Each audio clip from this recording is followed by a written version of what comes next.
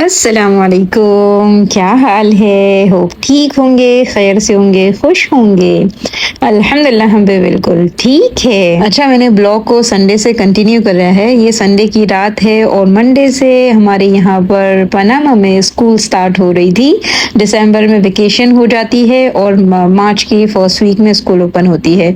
सो बस बच्चों का फर्स्ट डे है मंडे को, तो उसी की तैयारी है। ये सब स्टिकर वगैरह जो है ना, मैंने प्रिंटेक्स जो मेरे भाई की है वहाँ से प्रिंट कराया है और बच्चों को हर साल माशाल्लाह करके दे ही देते हैं। सो ये हनाना अभी छोटी क्लास में ना, तो उसको सब पेंसिल पे, रबर पर, यानी हर एक चीज पर उसको ये स्टिकर लगा के जाना है ताकि बच्चे यहाँ वहाँ। अभी बड़े वाले बच्चे तो सिर्फ बुक्स वगैरह पर, नोटबुक में लगाते हैं, पर हनाना ऐसे तो मैंने सारे बच्चों को माशाल्लाह 4 साल के बाद ही स्कूल में डाला है।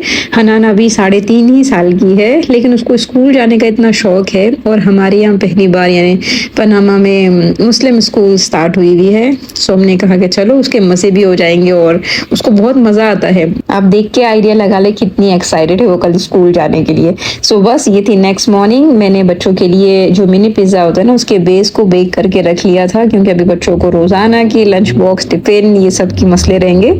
सो कुछ ना कुछ हमेशा फ्रीजर में होना चाहिए ताकि उनको दिया जा सके। तो बच्चों ने पहले दिन कहा था कि हम मिनी पिज्जा ले जाते हैं, और चूंकि हनाना भी फर्स्ट टाइम लंच बॉक्स वगैरह ले जा रही थी, तो मैंने कहा फिर ऐसी कोई चीज दे कि वो मतलब शौक किया खोले और खाए। सो ये मैं बेक कर करके निकाल रही थी। और हमारे यहाँ क्या हुआ कि एकदम से बहुत ज़्यादा शोर और गाड़ी की आवाज़ आने लगी। हमने कहा कि सुबह सुबह कहाँ इतनी ट्रैफिक हो गई। सो हम बाहर निकले हैं, मतलब ऊपर टेरेस पे से, और हमने अपनी गैलरी में से देखा है तो ये स्कूल, हमारे पीछे एक स्कूल है, तो वहाँ के बच्चे सारे गाड़ियों पर सजा कर बैक टू स्कूल और ये और वो शोर, यानी पार्टी वगैरह। आप देखें कितने, अभी 6 बज रहे हैं पर रास्ते में सबको उठाते हुए वो चल रहे हैं।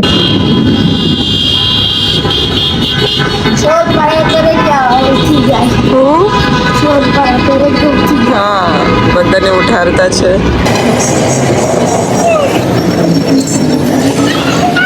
और थोड़े मैंने पिस्ते डाल दिए थे, थोड़ी स्ट्रॉबेरीज और प्रोटीन वाले बिस्किट, एंड अल्हम्दुलिल्लाह एक अच्छा कंप्लीट मील उनको दे दिया था।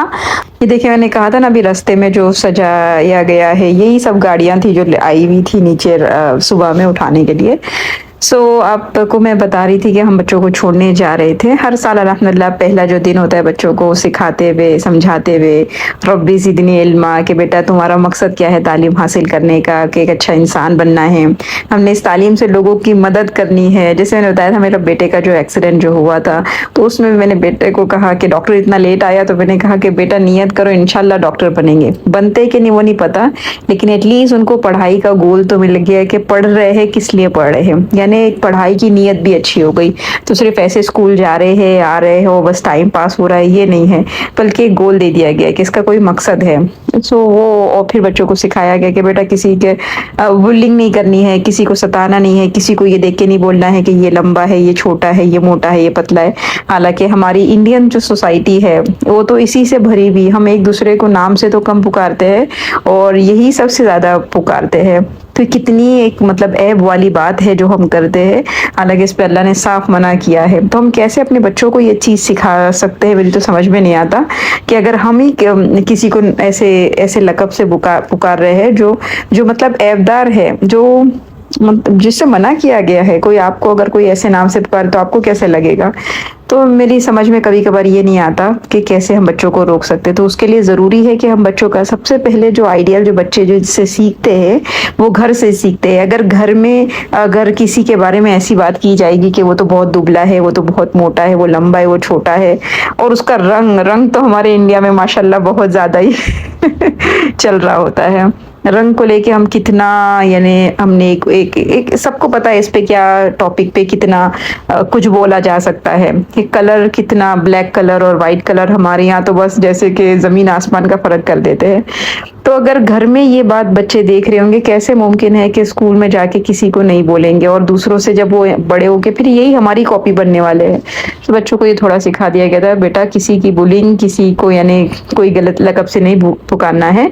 सबको अल्लाह ने ही बनाया है और अल्लाह ने बहुत परफेक्ट बनाया है। और अगर हम बात करें नबी के आखिरी खुतबे की, तो ऐसे तो हमारे नबी ने 23 साल बहुत मेहनत से हमको सिखाया है दीन, लेकिन आखिर जो खुतबा था उसमें तो बहुत मतलब अहम नोट को नोट कराया गया ना। तो उसमें तो ये एक था ना, कितना अहम पॉइंट है कि किसी अरब को किसी अजम पर फोकियत हासिल नहीं है, किसी कोरे को किसी काले पर फोकियत हासिल नहीं है। तो ये दीन का एक बुनियादी हिस्सा है जिसको हमने हटाया हुआ है। अल्लाह हमको तौफीक दे कि हम किसी का मजाक नहीं उड़ाए, और फिर हमारे जरिए हमारे बच्चों को भी वही तौफीक दे। और फिर उसके बाद ये हनाना तैयार हो रही है, इतनी जल्दी उड़ गई, हालांकि उसकी स्कूल अभी थोड़ा लेट है, लेकिन बस भाई बहन तैयार तो वो भी तैयार, और बहुत ही प्यारी लग रही थी माशाल्लाह। बस फिर हनाना को भी हमने छोड़ दिया माशाल्लाह। वो तो उसको तो लेके गई तो उसको तो रोना नहीं आ रहा था, लेकिन अंदर जो दूसरे बच्चे थे ना वो इतना चीख चीख के रो रहे थे, तो समझ में हनाना एकदम से डर गई कि क्या हो गया है, मतलब ये लोग क्यों रो रहे हैं, क्योंकि वो तो एक एंजॉय के मजे के इसमें गई भी थी। सो मैं जब जाने लगी तो बोली मम्मी तब आप कब आएंगे, मैंने बेटा मम्मी अभी थोड़ी देर में आ जाएंगे। सो बहुत अच्छे से उसने सी ऑफ कर दी और चली गई, बहुत अच्छा। और रोज अब एक्साइटेड ही है वो स्कूल जाने की। अल्हम्दुलिल्लाह, अल्लाह बाकी रखे, अल्लाह कायम रखे, दुआ करिएगा। चले तो हम अपनी रेसिपीज की तरफ आते हैं। रमजान की तैयारियां जो चल रही है, आप भी बताइएगा आपने क्या क्या बना लिया है, करके बता दिया करें कि भाई आपने क्या क्या बना लिया है। मैं आज आपसे स्प्रिंग रोल की रेसिपी शेयर कर रही हूँ, जो मैंने बनाया है वो आपसे शेयर कर रही हूँ। उसके लिए सबसे पहले मैंने चिकन बॉईल कर ली है, मैंने चिकन के क्यूब्स बना लिए थे, उसमें फिर अदरक लहसुन ऐड किया है, और फिर हरी मिर्ची ऐड किया है, और फिर थोड़ा गरम मसाला, थोड़ा जीरा पाउडर और नमक, और बस उसको डाल के अच्छे से मैंने उसको बॉईल कर लिया। जब वो उबल गया, पानी खुश हो गया, तो मैंने फिर उसके रेशे रेशे निकाल लिए। फिर मैंने एक पतीले में थोड़ा तेल ऐड किया है और उसमें जीरा डाल दिया। थोड़ा जीरा अच्छा भून गया, उसके बाद मैंने उसमें अदरक लहसुन का पेस्ट डाला है, वो अच्छे से भून गया, तो फिर मैंने उसमें धनिया का पाउडर ऐड कर दिया है।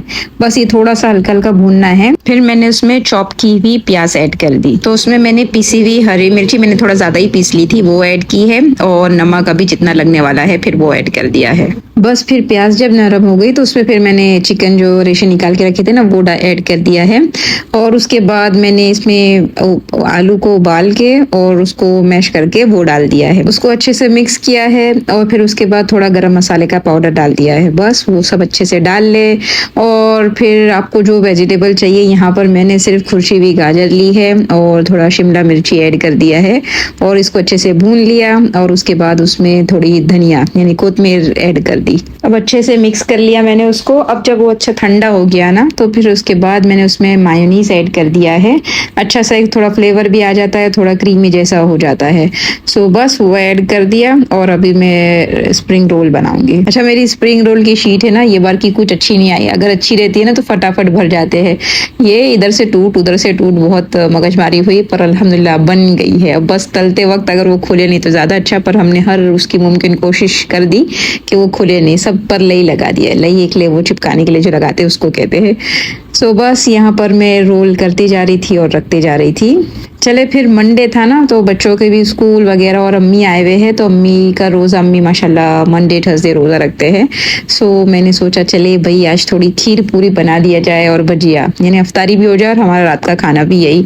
तो मैंने खीर दोपहर में ही चढ़ा दी थी। उसके लिए मैंने 1/4 कप चावल लिए हैं, बासमती राइस ही हम यूज़ करते हैं, तो बस वो है। और मैं इसको अभी धो लूँगी। धोने के बाद मैंने इसको किचन टावल पे जो होता है उस पर निकाल ले, या फिर टिश्यू पेपर जो आपके पास हो उस पर निकाल ले, और इसका पानी अच्छे से खुश कर ले, यानी पानी नहीं होना चाहिए। तो वो मैंने खुश कर ली, 5 मिनट लगता है, बहुत जल्दी सूख जाते हैं ना पानी। उसके ऊपर फिर से किचन टावल रख दी थी, और बस यह पानी खुश्क हो गया। अब फिर मैंने क्या किया, इसको पीस लिया। अच्छा, क्या होता है भीगे हुए चावल अगर आप पीस के दूध में ऐड करते ना, तो फिर लम्स बनने के चांसेस रहते हैं, तो अगर इस तरीके से करते तो लम्स नहीं बनते हैं।